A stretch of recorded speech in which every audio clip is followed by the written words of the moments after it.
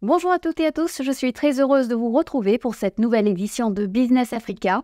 Cette semaine, au menu de votre magazine de l'économie et de l'entreprise, nous découvrons une nouvelle application Made in Congo et nous suivons le débat africain sur l'intelligence artificielle. Mais tout de suite, voici les titres. Unité ou Umoja, comment 3 jeunes Africains ont créé un réseau social pour promouvoir la paix. Avec les expériences de la guerre, Umoja va plus aider d'abord les jeunes à partager les informations sur une plateforme qui est sûre pour le développement, non pas seulement de notre pays, mais aussi des autres. Public, hommes d'affaires, entreprises, tous veulent en savoir plus sur l'intelligence artificielle et le Big Data, cap sur une rencontre de sensibilisation au Cameroun. Le Big Data ou bien l'intelligence artificielle sont des machines capables d'assimiler l'intelligence humaine. Est-ce que ces machines ne vont pas nous remplacer? Voilà pourquoi moi, particulièrement, je suis là. Il faut que les experts essayent de nous expliquer. Le Rwanda est à la pointe du recyclage et ne cesse d'innover. La preuve, cet entrepreneur fabrique des meubles et des objets de la vie courante avec des pneus usagés, tout en créant des emplois. Aujourd'hui, on ne jette ni ne brûle les vieux pneus. Avec l'innovation qui consiste à en faire différentes choses, c'est un matériel précieux. Nous ouvrons cette édition à Goma, à l'est de la République démocratique du Congo. Vous le savez, la ville a été endeuillée par une fusillade ce mois-ci. Plusieurs douzaines de manifestants ont perdu la vie. Des responsables militaires congolais ont été arrêtés et traduits en justice. Une nouvelle épreuve dans cette région troublée de l'est de la RDC où parallèlement une jeunesse très entrepreneuriale multiplie les initiatives. Un paradoxe que nous retrouvons dans ce reportage sur un nouveau réseau social inventé localement par 2 jeunes Congolais et un Nigérien pour promouvoir la paix. Ce réseau, c'est Umoja, qui signifie unité. Notre correspondant Daniel Michambero nous en dit plus. Regardez. L'idée est venue de Charles Mouleka qui a réfléchi pendant 6 mois à l'unité africaine et à la paix dans la région. Il a partagé ses réflexions avec 2 de ses amis qui ont mis en marche Umoja. Le développement du réseau social a pris 1 an, soit du 22 mai 2022 au 25 mai 2023. Tu sais, d'abord, la situation dans laquelle nous sommes. Donc, d'abord, notre continent africain n'a même pas ses propres plateformes normales qui peuvent permettre à ce que les informations puissent circuler correctement et sans problème.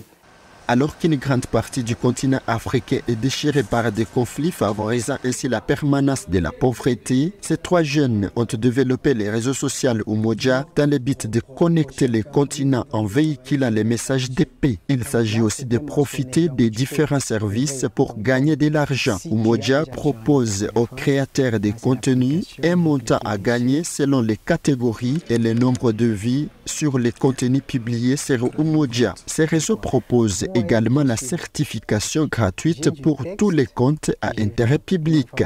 Avec les expériences de la guerre, Umoja va plus aider d'abord les jeunes à partager les informations sur une plateforme qui est sûre pour le développement, non pas seulement de notre pays, mais aussi des autres. Car notre pays se trouve déjà membre dans plusieurs organisations.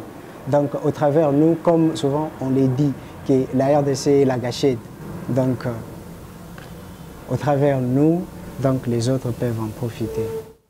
En version web et mobile, Umoja est disponible sur Play Store depuis juillet 2023. On va voir comment Umoja fonctionne sur un téléphone. Là, c'est l'application, vous cliquez dessus. L'application commence à se télécharger. Et là, c'est l'application qui s'affiche. Et là, on vous envoie un message pour télécharger. Si tu as déjà l'application, donc quand vous y cliquez, il n'y aura rien. Donc, car tu as déjà l'application. Mais si tu n'en avais pas, le téléchargement va démarrer. Dans la ville de Goma, province du Nord Kivu, dans l'est de la République démocratique du Congo, l'application Umoja fait déjà parler d'elle. Ce mercredi 19 juillet 2023, Charles Mouleka est invité par un groupe de développeurs locaux. Il doit leur expliquer le fonctionnement et l'utilité de son réseau social. Dans la salle, après avoir été informés, les développeurs ont apprécié et ont encouragé l'idée de ces trois jeunes. Bénédicte Kiteka, une développeuse de Goma, est satisfaite. En général, j'ai vu que c'était vraiment quelque chose de bon. Du fait que ça a été fait en Afrique et spécialement à Goma, c'est quelque chose vraiment de bon. Et puis personnellement, en tant que développeur, je ne pensais pas que quelque chose d'aussi merveilleux pouvait être fait ici à Goma. J'ai vu les fonctionnalités, c'est vraiment quelque chose d'intéressant. Et c'est vraiment quelque chose de grand et vraiment courage à l'équipe qui a eu cette idée merveilleuse de concevoir quelque chose comme ça.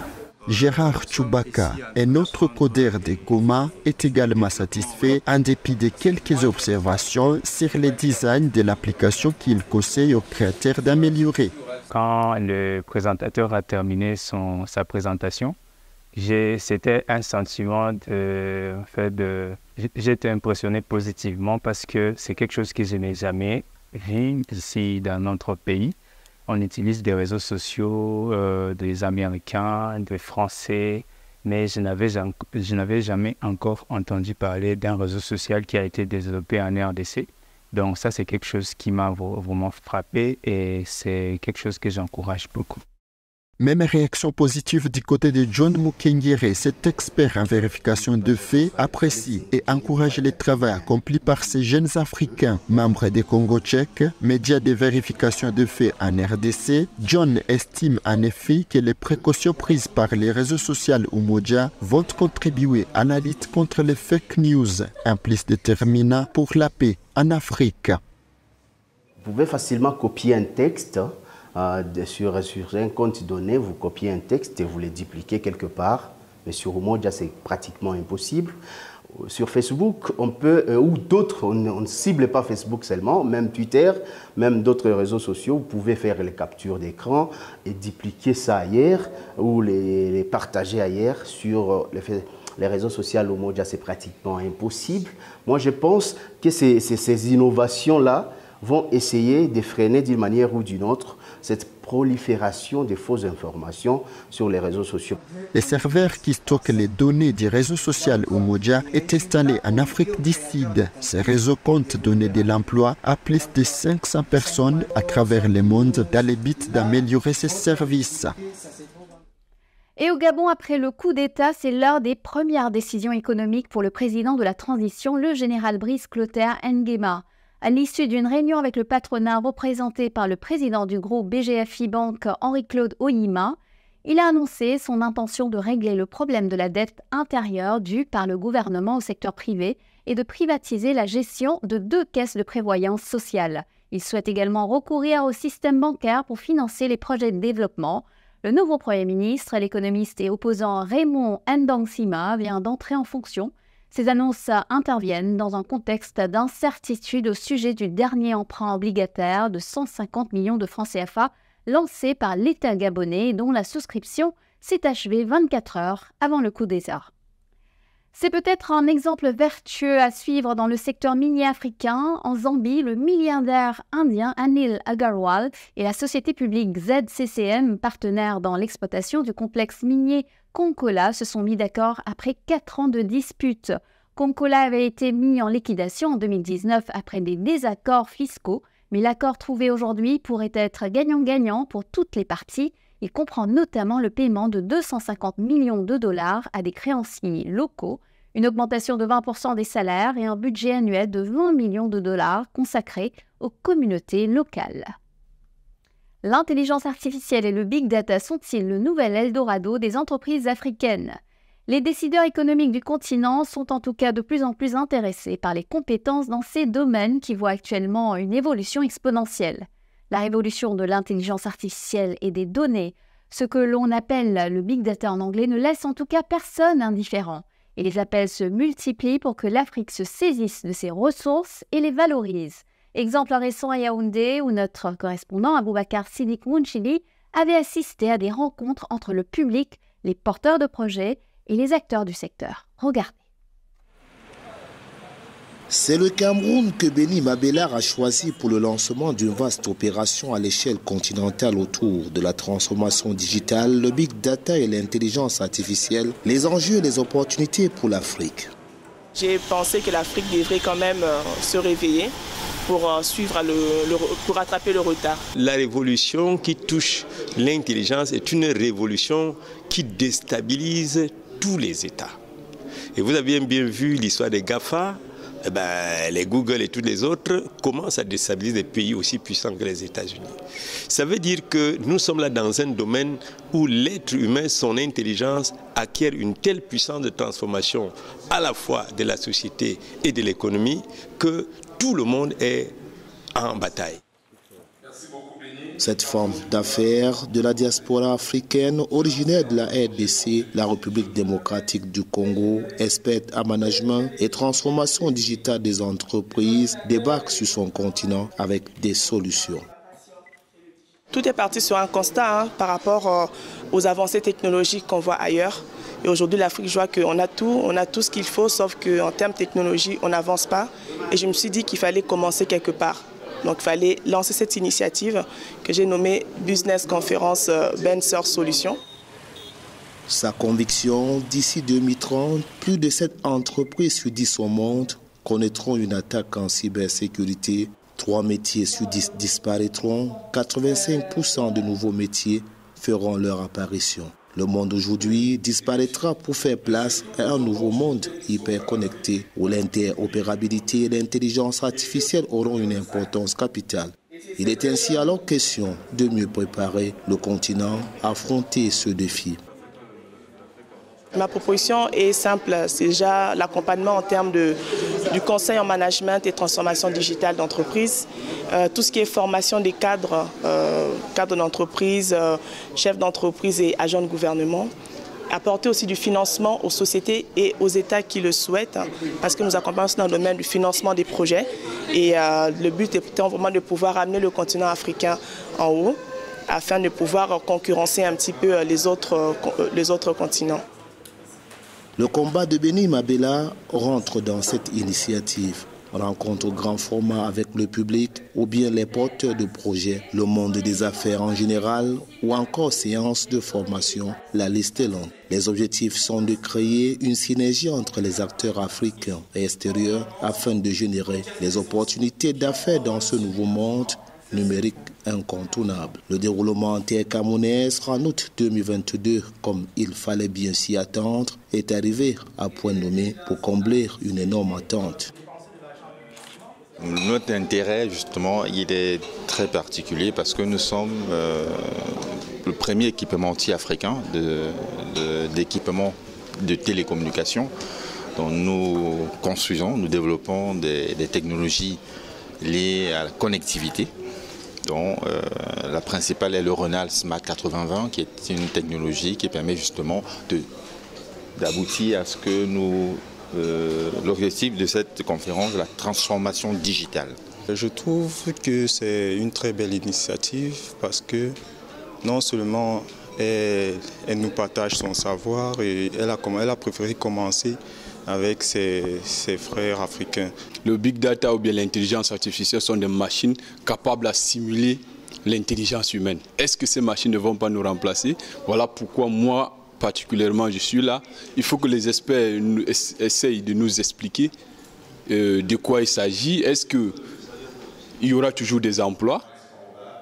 Des experts justement venus du monde entier ou à distance par vidéoconférence. Chefs ou cadres d'entreprises, investisseurs, représentants des institutions étatiques, ils se sont exprimés dans une série de conférences stratégiques ou bien des ateliers de démonstration ou de réseautage. Tous ont rassuré sur les énormes opportunités dont bénéficierait l'Afrique en investissant dans la transformation digitale, le big data et l'intelligence artificielle. ça génère énormément d'emplois, ça crée énormément d'opportunités, ça permet aux États même de se développer, parce que même les États les plus développés investissent énormément dans la technologie, c'est parce qu'ils savent que c'est un levier important d'emploi. Le domaine du service en France emploie énormément de personnes. Donc l'Afrique a aussi besoin de prendre ces enjeux des domaines du numérique, des domaines de la technologie, des domaines des services pour créer l'emploi. Je crois que c'est un sujet extrêmement important parce que ça va résoudre énormément des problèmes de chômage. Que ce soit pour le secteur privé ou public, les enjeux sont donc importants pour le continent africain aujourd'hui. Benny Mabela et son équipe, en se lançant ainsi dans ces chantiers présents et futuristes à chaque étape de leur parcours continental, souhaitent accélérer le mouvement. Il est question d'amener tous les acteurs concernés à s'investir dans cette transformation digitale du continent africain, car pour elle, c'est par là qu'il faut aller chercher les leviers de la croissance et de la prospérité. Destination annoncée après le Cameroun au cours de cette même année 2022. La RDC, la Côte d'Ivoire, le Togo, le Sénégal et puis Paris en France et Atlanta aux États-Unis.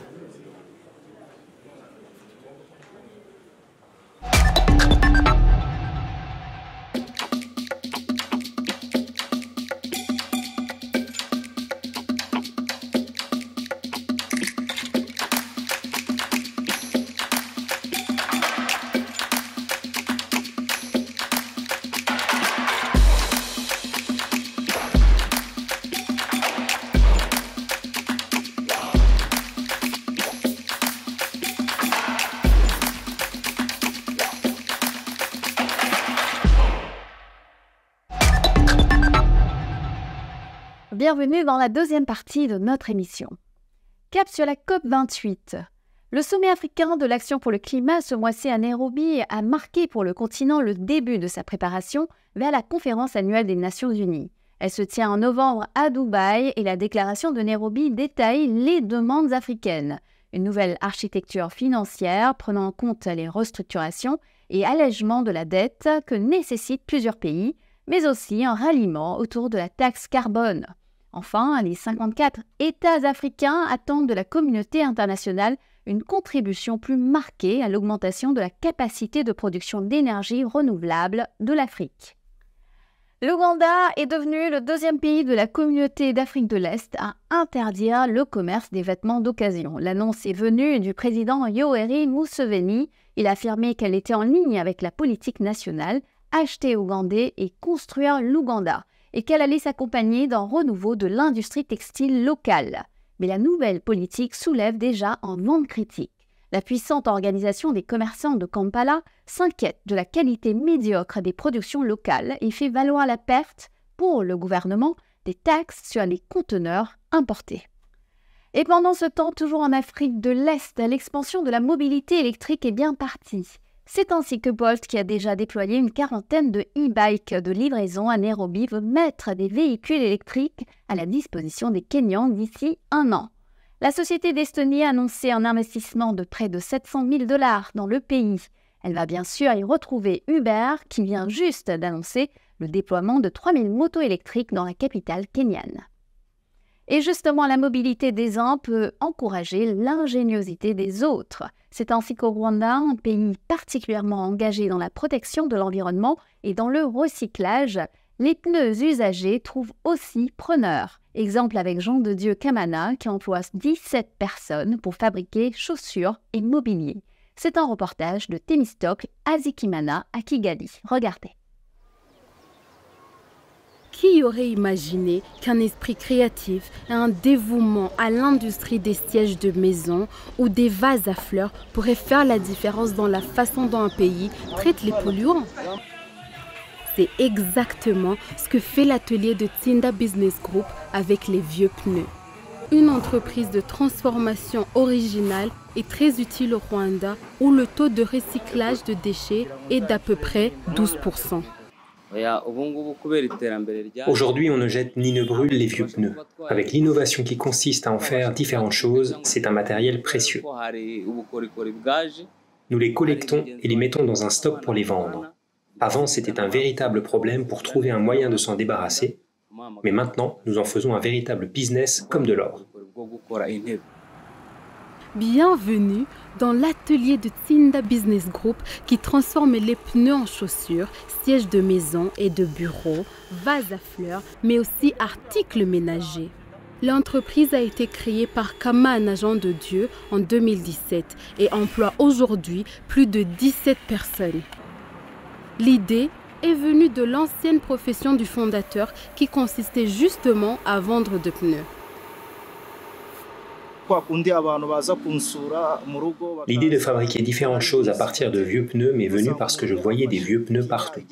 Et j'ai pensé que c'était un matériel qui pouvait être exploité au lieu d'être brûlé ou jeté dans la nature. Souvent, les gens me rendaient visite au travail et aimaient s'asseoir sur les vieux pneus que je vendais. Et c'est ainsi que j'ai eu l'idée de fabriquer des chaises et d'autres choses à partir de ces pneus. L'atelier de Jean de Dieu Kamana peut fabriquer environ 15 paires de sièges en une semaine. Le prix d'une paire de chaises est d'environ 50 à 100 $, tandis que d'autres articles comme les vases de fleurs peuvent coûter entre 4 et 6 $ la pièce. Ces chaises sont uniques, du design à la peinture. Chaque client trouve son bonheur ici. Maintenant, je peins des chaises commandées par un militaire, donc ces chaises seront peintes comme l'uniforme militaire, comme il le souhaite. Nos couleurs sont attrayantes, avec des formes traditionnelles. Ainsi, nos produits sont uniques et très appréciés par notre clientèle. Cette innovation a permis à certains jeunes d'échapper au chômage qui semble en constante croissance parmi une grande partie de la population. J'ai commencé ce travail quand j'étais encore étudiant. Après l'école, je venais travailler ici et cela m'a permis de financer la fin de ma scolarité. C'est le travail qui me plaît en ce moment. Je ne suis plus une charge pour la famille. Au contraire, je contribue à aider mes frères qui sont encore à l'école. L'atelier de Kamana veut faire la concurrence avec des immobiliers importés et vendus à un prix élevé. Quand je vois tous ces gens issus de classes modestes qui ne peuvent pas s'offrir des meubles coûteux, je me dis qu'il est de ma responsabilité de leur fournir des matériaux qu'ils peuvent mettre dans leur ménage et qui leur permettront de vivre comme les autres. Cela m'encourage à innover encore plus, sans parler de ma contribution à la protection de l'environnement.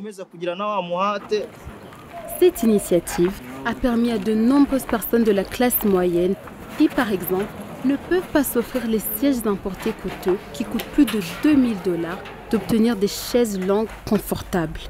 Leur produit peut être repéré dans de nombreux quartiers et foyers et ils font la différence. Leurs produits sont artistiques. Il y a une différence avec d'autres matériaux vendus ailleurs en termes de résistance et de confort. Donc, j'étais intéressé. J'ai été attirée par les couleurs une fois qu'ils sont placés dans la maison ou dans le jardin, c'est vraiment agréable. Au niveau du design, ça rend vraiment bien. De plus, le prix est abordable pour tout le monde.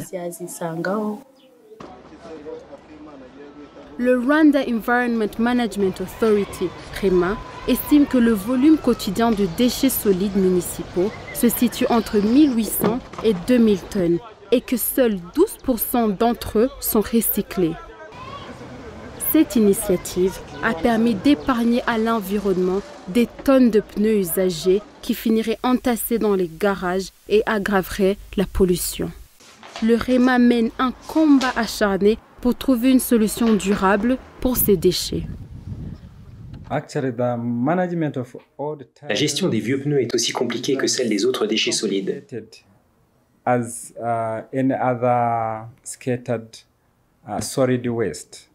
Nous nous y attaquons en collaboration avec les parties prenantes, les municipalités et d'autres institutions amies avec lesquelles nous travaillons.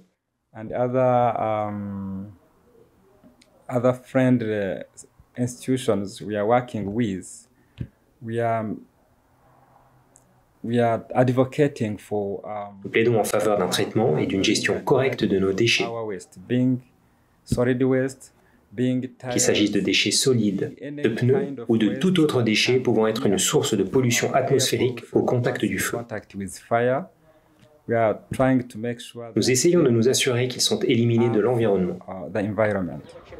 Grâce aux efforts de Tsinda Business Group pour réduire ces déchets dans le pays, la combustion de pneus usagés, qui est la principale cause de l'émission de polluants atmosphériques nocifs, a été considérablement réduite. Le gouvernement rwandais s'est fixé comme objectif d'augmenter le taux de recyclage des déchets solides non organiques à 40% d'ici 2030. Et voilà, Business Africa, c'est fini pour aujourd'hui. Je vous retrouve la semaine prochaine, même chaîne, même heure pour Initiative Africa. Je recevrai l'économiste malien Modibo Mao Makalou. En attendant, vous pouvez revoir cette émission sur notre site web africaonair.com et nous suivre sur nos réseaux sociaux. N'hésitez pas à liker, partager et commenter en utilisant le hashtag Business Africa. Bonne semaine à tous et à la semaine prochaine.